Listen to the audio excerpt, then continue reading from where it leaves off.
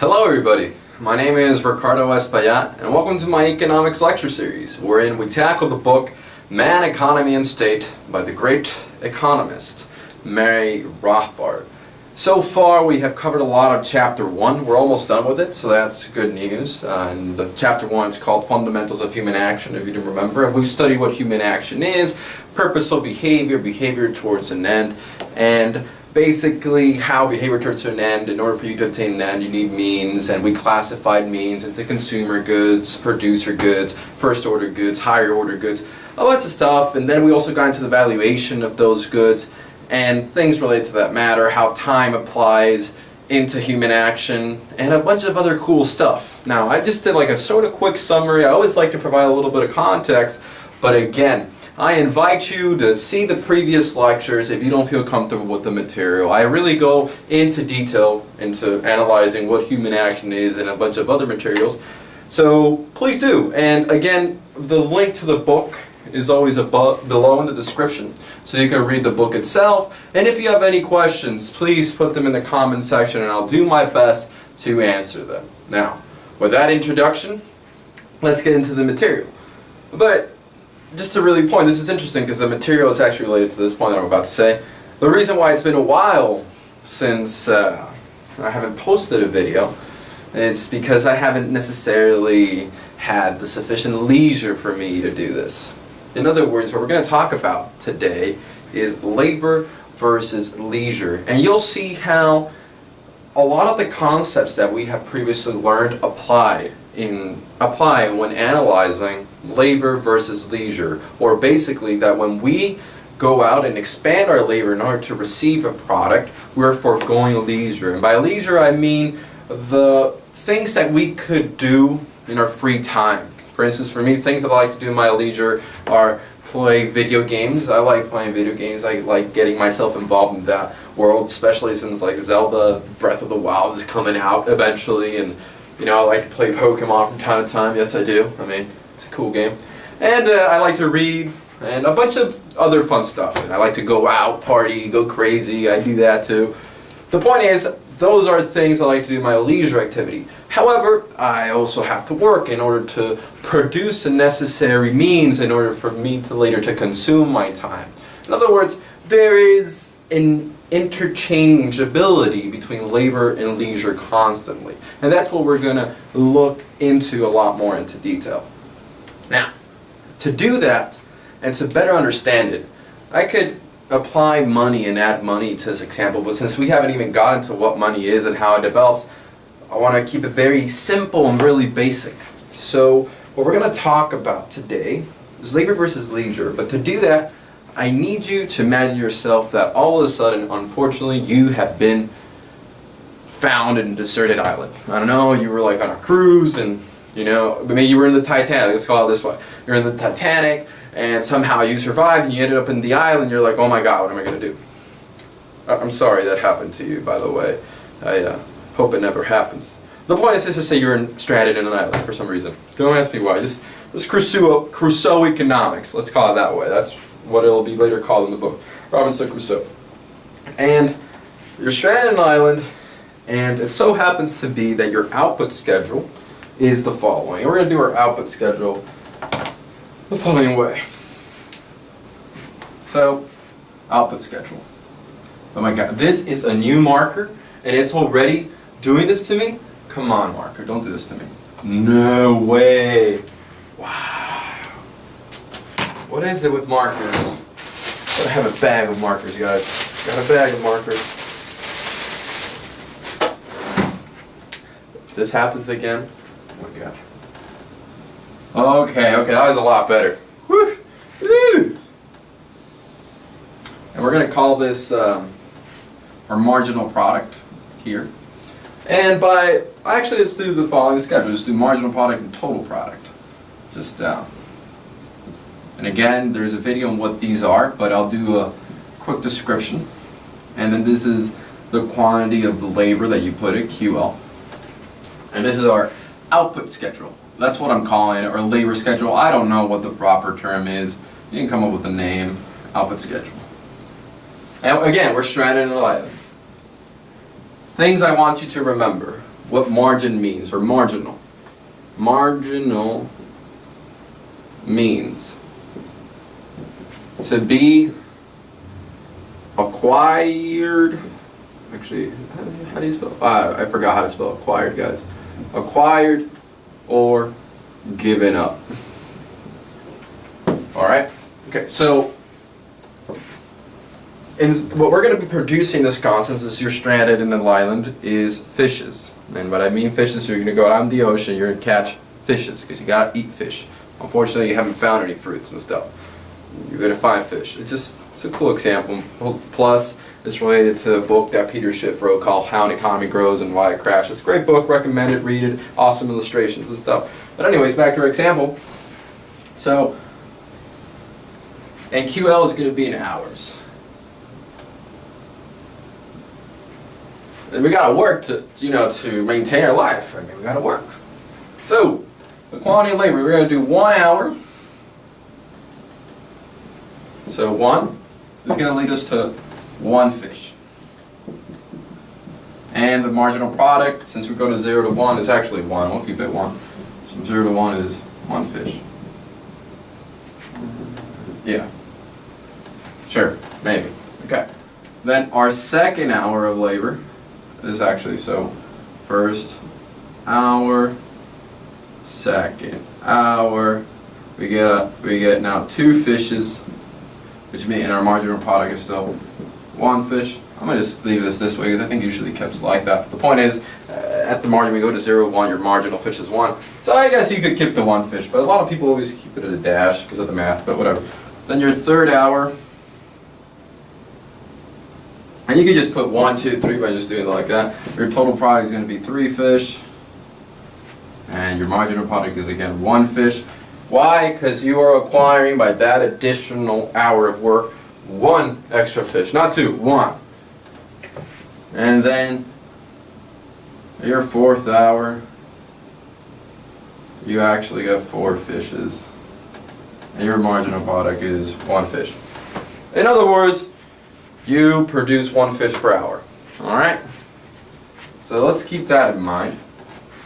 Let's go with the blue. And you'll see how all of this is related. So we remember what the margin means. We're going to call this our leisure ends. Oh man, I don't know if I'm going to have a big enough board to do all this, but we'll go through it. So our first end that we value the most is lay by the beach. This is things we would do if we had a bunch of fishes. If we just, didn't have to work. Free time. This is our leisure. Our second is nap. Our third, draw in the sand. I don't know what, I would do this. Fourth, swimming.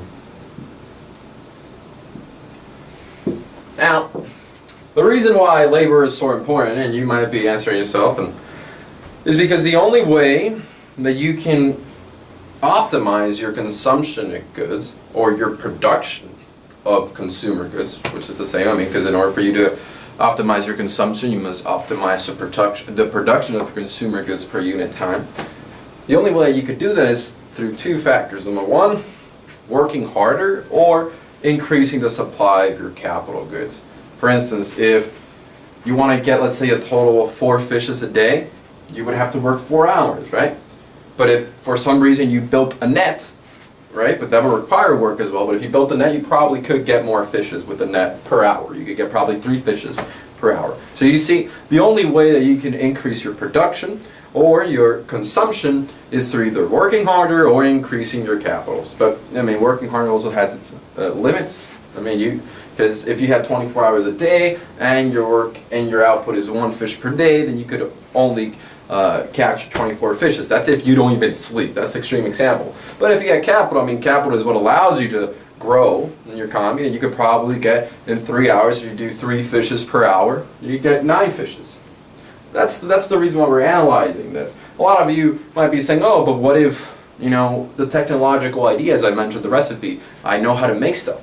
Yes, it's important that if you know stuff, and this is why education is important. You have to learn about the universe around you in order to improve your production. However, if you don't have the necessary equipment or capital goods to do so, you won't be able to. An example is, let's say you're an engineer again stranded on this island, and you know how to make a plane. But if you don't have the materials to make the plane in the first place, you got to extract them. How are you going to make the plane? In other words, fundamentally speaking, the only way that you can increase your production is through labor or capital. Of course, in order for you to build a capital, you need some sort of technological knowledge. But just by having the technological knowledge in itself, or the idea, you won't be able to. For instance, I can't be like, I know how to build a plane, and boom, psh, plane. No, you gotta work on it. You gotta get the necessary capital to make the plane. Important tangent, because this is why we're talking about this. All right. So here we have our output schedule, and we have our leisure ends. And evidently, I want you, and I'm going to put this one fish again, just because it is one fish. Okay. Because, I mean, the margin from 0 to 1 is still one fish. The thing that we now compare is the following. So, for our first hour that we're going to work, or that we have presented to ourselves, stranded in this island, what are we going to do? Are we going to work for an hour and get a fish? Or are we going to lay on the beach? It all depends on your subjective preferences and what it is that you want. But in my case, I would work for 1 hour to get one fish. Alright? And the reason is, in fancy economic terms, is because the marginal utility of the marginal product of the one fish is greater than the marginal utility of laying in the beach. What the hell does that mean? That means simple, that I value more getting one fish more than laying on the beach. But that one fish, what that actually symbolizes is the end, which is satisfying my hunger. And satisfying my hunger actually symbolizes my survival. So in other words, what I am comparing with this first hour that I'm stranded here in this island is my survival versus laying on the beach. But ultimately that survival boils down to me producing one fish. So, where can I write this? Let me just say this. You guys write this down if you want. You can pause the video and write it down. Because now I'm just going to compare. Because I just don't want to write here because then I won't have space. But you guys just write this down if you want. And I'm just going to go do a comparison, alright? I'm just going to delete it really quick. And hopefully I have my magic eraser around here. Oh no, I do not have my... No, I don't have a magic eraser around here. Oh well, I'll just use my hand. So just, we got our output schedule, and we have our leisure ends. And now we're going to compare them, like what we're going to do like our first hour, kind of thing. Because what we're seeing is the exchange between labor and leisure. So first thing that we said is we're going to compare getting one fish versus laying on the beach. Which one are we going to pick? The one we value the most. In other words, the one with the highest marginal utility, the one that gives us the highest pleasure. So in this case, I was going to go with the one fish. I was going to go out and work and to get that one fish. It could be the case that I hate going in the ocean trying to get the fish. However, that disutility or that unhappiness or that unpleasure that I get is outweighed by the fact that that one fish resembles my life. Even though I hate capturing fishes, if I don't get those fishes, I'm going to die. So this one fish outweighs me laying on the beach because ultimately it's my life versus me laying on the beach. All right?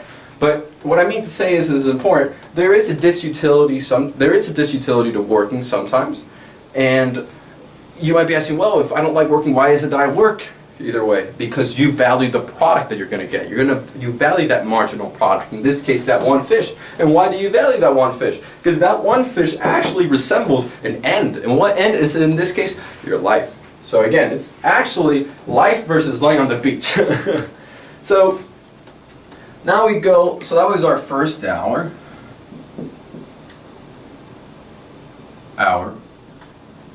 And now our second hour, what do we do? we can capture another fish, and I'm just comparing, here's actually the marginal product. Don't worry so much of the jargon, just think about the ends that are competing, because this is what's happening. Get another fish, one fish, versus laying on the beach.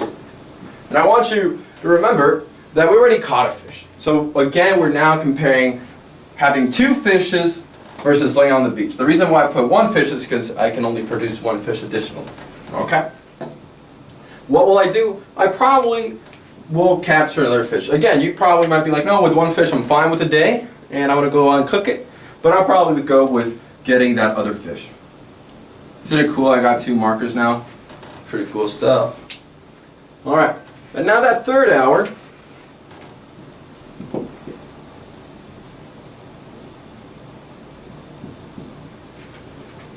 again, we would have one fish, one additional fish, because now we have two.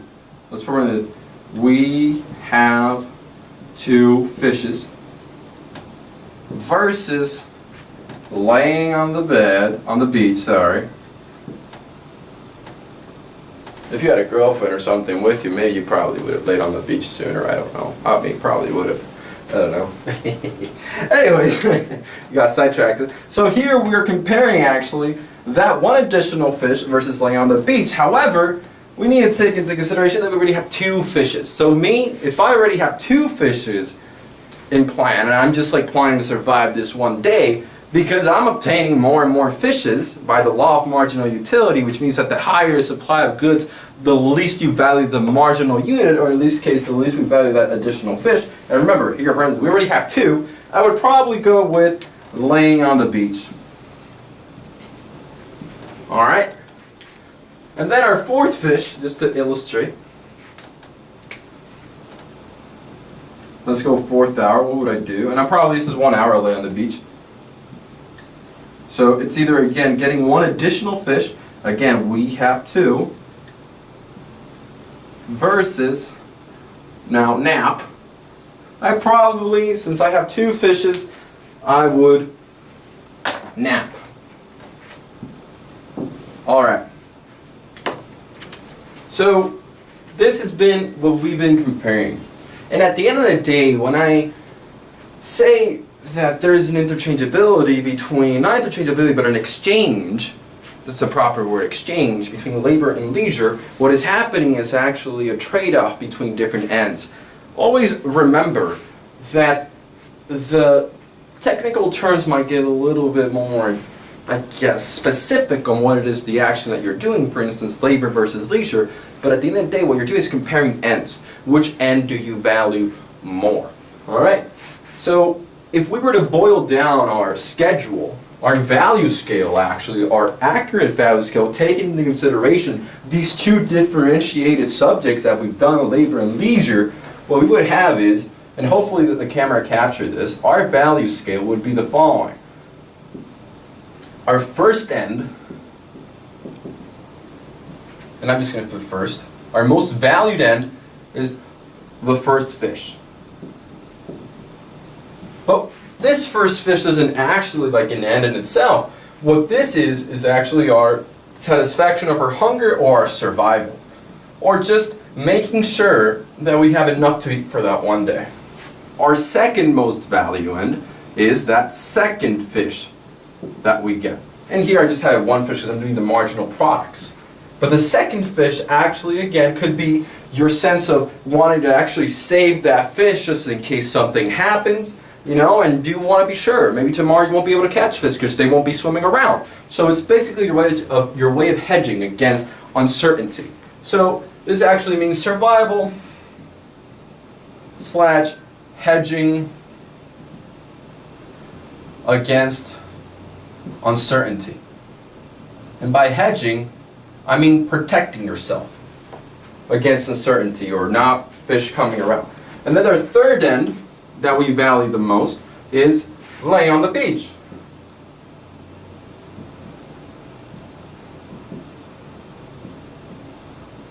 And our fourth end is nap.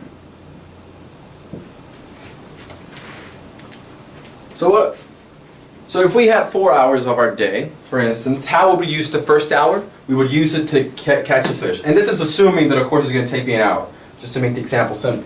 We're going to go against getting one fish. And then the second hour is going to go to my second most value end, is going to be to survival, or getting that second fish because it symbolizes my survival, or hedging against uncertainty. The third one, I'll probably lay on the beach, and the fourth one I would nap. The reason why Mary Rothbard does this is because he wants you to see that there is an exchange in labor and leisure. But at the end of the day, it's just ends competing. And a few extra points that he makes is that it could be the case that you value actually going out and fishing, but the more you do that activity, the law of marginal utility still applies. In other words, the more you actually work, and even if you enjoy it, the less you're going to value that additional unit, in this case that additional hour, because you've actually fulfilled those certain ends that you were doing at those hours. And if there is a disutility of you working, right, you will still, the only reason that you would still work is if you value the product of your work. In this case, the fish, which is actually your survival. So this is the exchange that happens between labor and leisure. Eventually with leisure, if we were to keep this going, and let's say like the next day, we just go to bed and we start our next day, we could, since we saved that extra fish, maybe we could go out there to find some wood, and that requires labor. But the reason why we would want to acquire that wood is probably because we're thinking of building a net so that we could increase our consumption, so that we could increase our production of consumer goods per output of time, you know?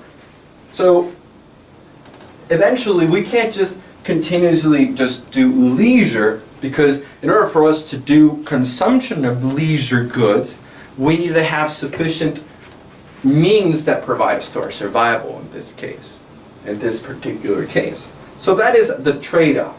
But the important thing that I want you to know is at the end of the day, what you're doing is competing ends. The actions that you do when you act towards something, when you try to achieve an end, it's because you value it more than something else.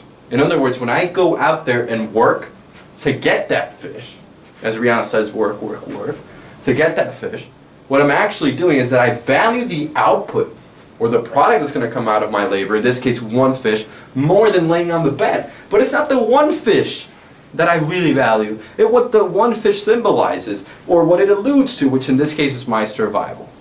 So, with that in mind, I hope it made sense, you know?